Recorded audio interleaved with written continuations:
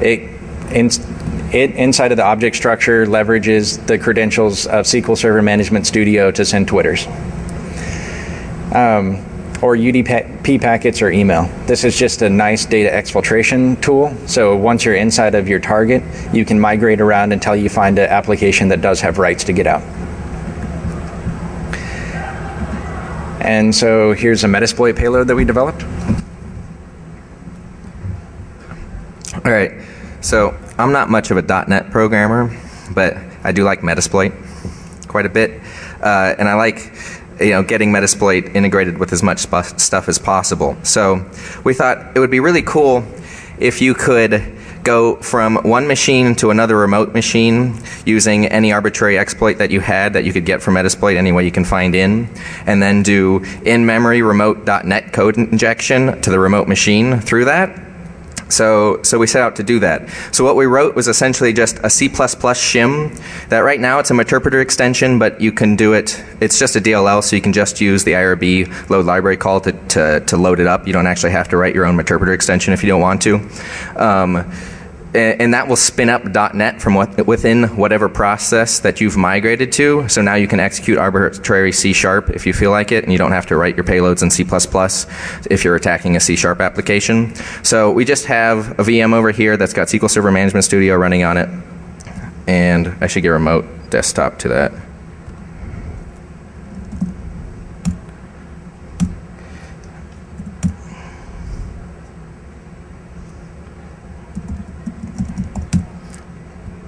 And so we've got an interpreter shell. I just put something vulnerable on it. And then if you look at the process list and find SQL Server Management Studio, SMS, it's 3088. So if we just migrate to 3088,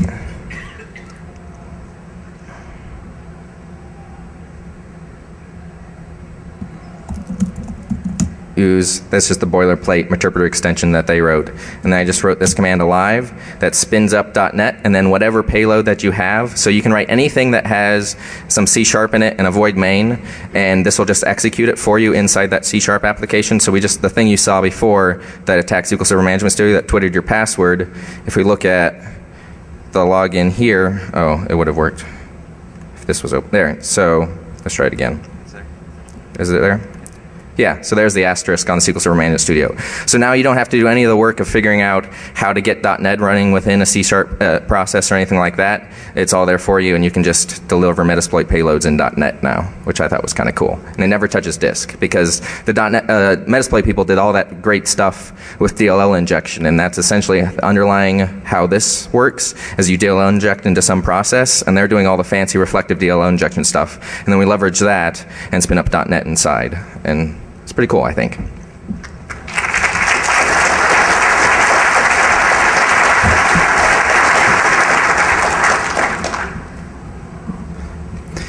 And so, like you said, of course, you can use any of these payloads and deploy them across the network or make your own void main.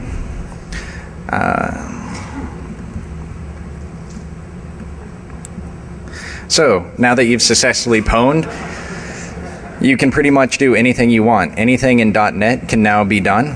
You can do anything from access the system's Windows API to write to disk, leverage any of the credentials of your target application, or migrate around to your target application until you find the credentials you want. Some of the non-evil uses of this are also quite applicable. If you want to write third-party patches for your application and you want to do it with a short development time, this is great. You can edit the GUI, you can edit the logic, and then you wrap your application with a loader that injects it every time it loads. Also, there's defensive payloads like the SQL one that'll stop brute forcing. So you can write independent protection systems that'll work for you that no one else maybe knows about, or you have one set of developers developing something to be injected and you can hold this back from your main development cycle. There's also bug hunting. You can inject into your target application and, of course, bug hunt. You can find the exact values of anything and get deep inside of it and find out the state. You can find out the connection, and there's also flexible programs that can be built This is nice because now you basically have an API that can work with any application.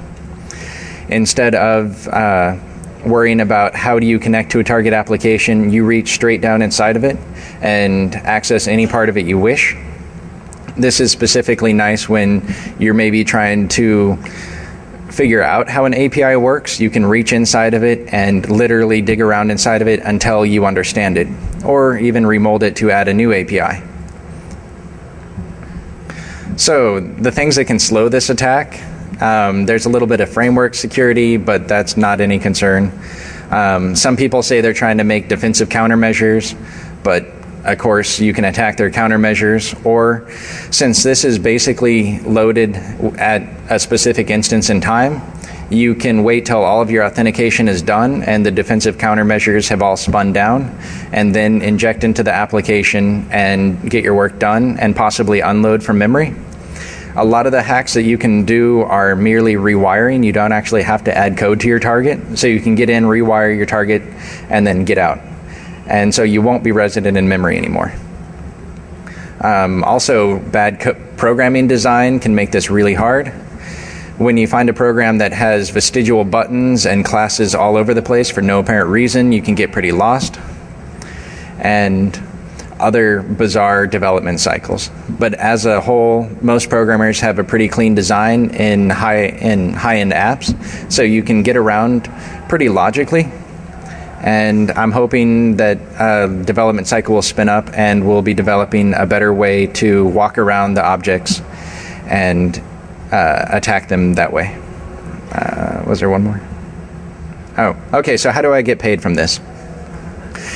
We're going to make these hacks and give them away for free. So this is all going out for free under the Creative Commons non-commercial. So it's all going to be out there to play with. We get paid, hopefully, to build countermeasures against this. Yeah.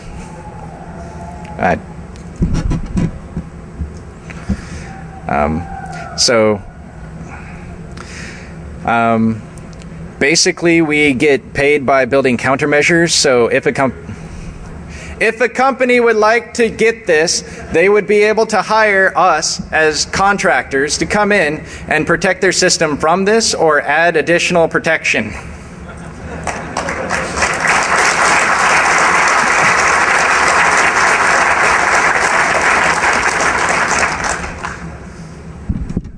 Sweet.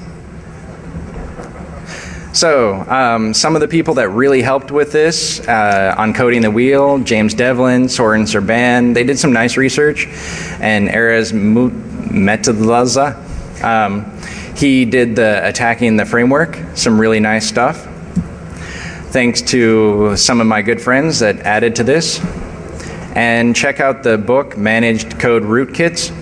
This is coming out in a couple of months, and definitely something if you want to attack the framework. And as I said, this is all going out under the public use license. And there'll be Q&A over in 106.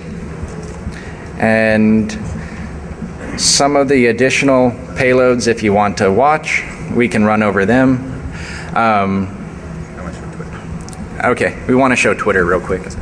One last thing, in case you didn't believe that it was actually doing it.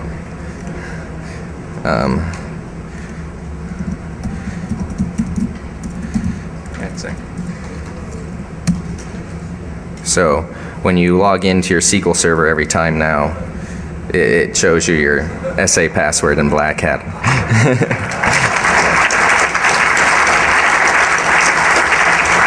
Anyway. So we have a couple of extra minutes, so I'm gonna just spin up some injection and do a couple of fun demos that I've really enjoyed.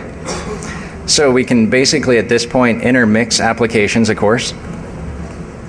And injecting into our target application allows us to edit the GUI and add some intermingling features. So when we get into the target application, we can ask a code object, the code behind it, So when you're inside of it, you say, hey, what's your code? And it divulges its code. So you can jump around to objects and say, hey, what are you running? And instead of hunting through the object structure, you're right there in code. Also, going after SQL Server.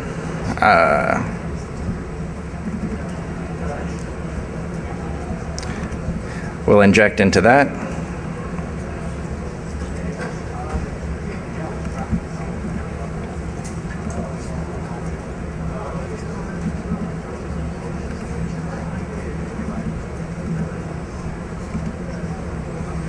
And spin up